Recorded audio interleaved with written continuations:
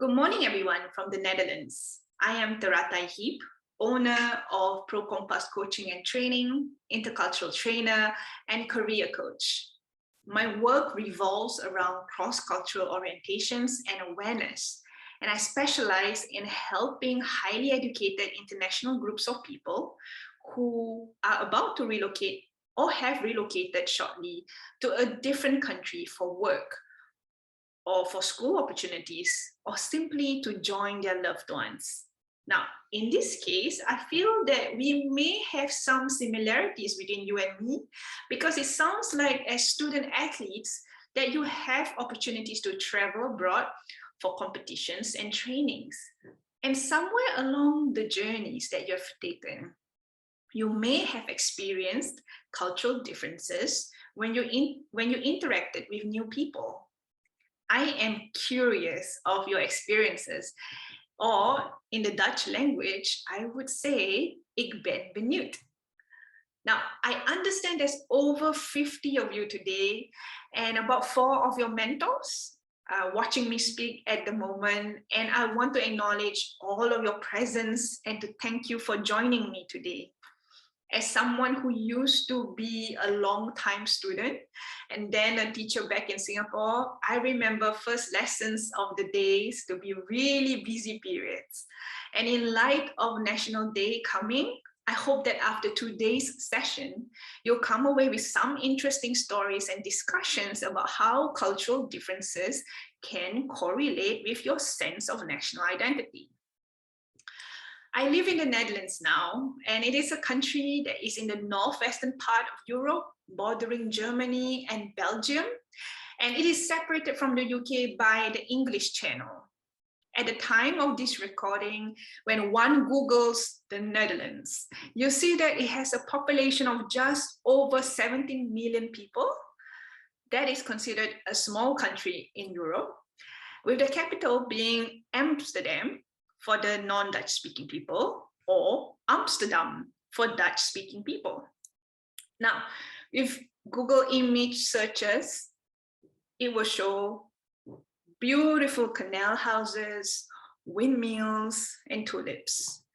It is a country that loves sports, and especially football. And right now, it is the European Championship for women. There's a strong link between the Netherlands and Singapore, historically and even today. Dutch is the national language with English widely spoken here. And just like Singapore, it is a melting pot of cultures. So how did I end up in the Netherlands? Some of you may be curious. Well, traveling and meeting new people have always been a big part of my life, even as a student. This is similar to some of you too, who are traveling for sports competitions or school activities or on holidays with your families, pre or post-pandemic. And 13 years ago, when I was 22, my friends and I had planned to go on a trip traveling and exploring Europe to celebrate our graduation from university. Things didn't go as planned, despite the fact that I worked really hard to get my finances right to travel to Europe. And I ended up being the only one in my group left to be able to do that. But I was really scared to travel on my own. But my pen pal at the time, yes, it was the time of online pen pals, who happened to be Dutch, encouraged me to not drop the trip, but at least drop by the Netherlands because he would love to bring me around. So long story short, my former pen pal is now my husband, and I've since lived in the Netherlands for the last 5 years. Now, working, living, and building a business in the Netherlands have been challenging and exciting for me. It is not easy being away from family and friends and what you're used to back in Singapore. It was really tough. And the experiences I've had constantly brings me back to the core of being someone who is from Singapore. I look different.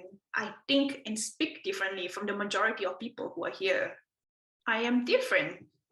And now I think being different is a superpower. Now, there may be some of you who are not from Singapore, and identify differently from your friends, such as feeling more connected to a different country. And that's okay, because diversity is a beautiful thing and we can learn from differences. In our field, which is the intercultural field, there's also a term called third culture kids, TCKs, or for adults, it's called adult TCKs. These are groups of people who are constantly moving around the world, living in different countries for an amount of time, perhaps due to their parents' employment or even their own, or to get different educational opportunities. So this group of people may not necessarily tie themselves to a particular country or place. Sometimes they feel more connected to people rather than a country. In my case, as someone who grew up in Singapore and now living in the Netherlands, I feel tied to Singapore, and perhaps for majority of you as well. Ik kom uit Singapore is Dutch for I come from Singapore. And oftentimes this phrase comes out when I am meeting a new person, a Dutch-speaking one that is, here in the Netherlands. It could be for when I interact in business meetings or for networkings or for personal interactions. Because when you meet people from different countries, cultural differences may arise from such interactions. I am the way I am, the way I speak or conduct business now, because a lot of my mannerisms stemmed from my growing up years in Singapore, as well as, of course, my understanding of the Netherlands and its language and customs. And so is the person in front of me whom I'm conversing with. They have had a different experience and upbringing compared to myself. Now, as a young person in Singapore, you may have noticed that you are consciously or subconsciously taking part in daily activities that is innately fixed or a very Singaporean experience. And some of you who may not have come from Singapore, I am sure that you can point out certain things that are uniquely Singaporean. When we speak about a national culture or identity, we point to shared experiences like knowing about national service in Singapore or having gone through PSLE, or knowing about symbols that is connected to the country, like our country flags, or having an understanding of some acronyms that we seem to love so much, like PIE, CTE, CPF, ART, and certain words like trace together. This may sound foreign to outsiders who have no idea what this is about. And we also talk about knowing certain significant people or persons. So when I say Singapore, there are certain historical or current figures that immediately pops up to mind.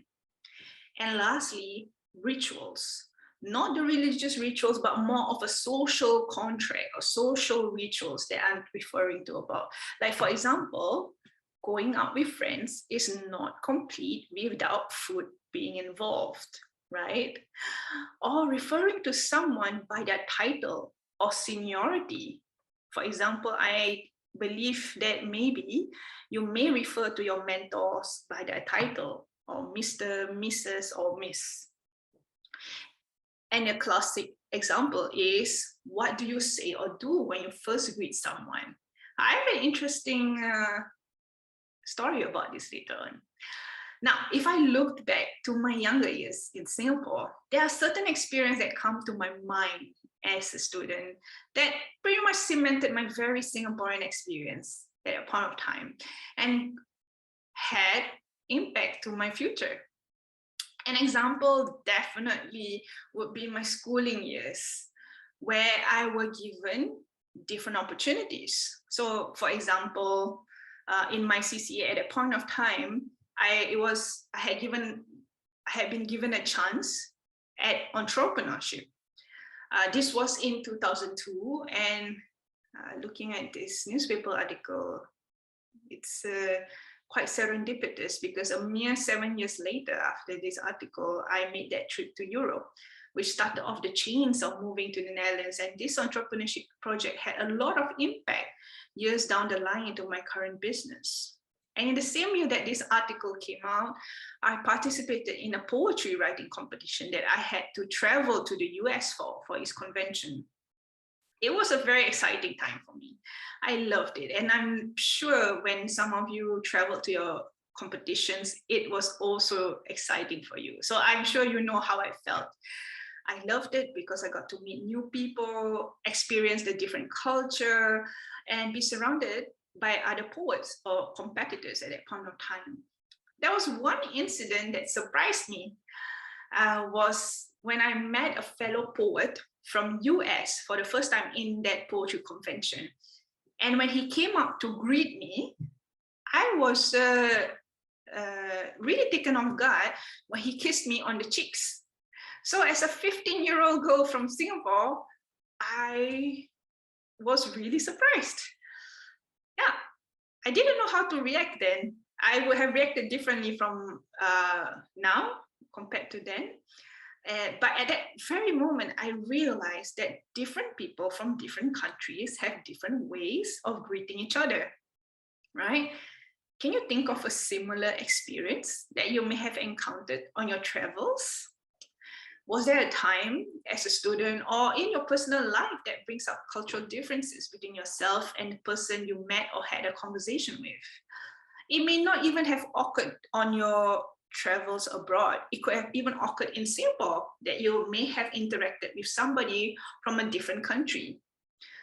Now remember, there are no right or wrong answers to this, as it all stems from your personal experience. But it's always interesting to hear from each other. You can start writing it down of this experience that brought up cultural differences that you notice on that piece of paper in front of you, or simply turn to the person next to you and share about your experience. And don't be shy to share with your class as well, because we can all learn from each other.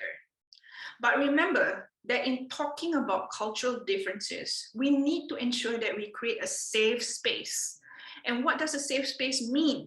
It means a place or a space that everyone feels comfortable with to share their ideas, their opinions in a manner that they will not be judged against, where they can share safely and comfortably.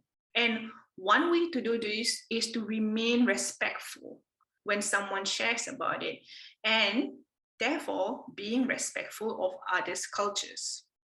Another person's culture is not bad. It is different. So I hope you have a wonderful conversation with your friends and discussions with your classmates, and I'll see you in the next video.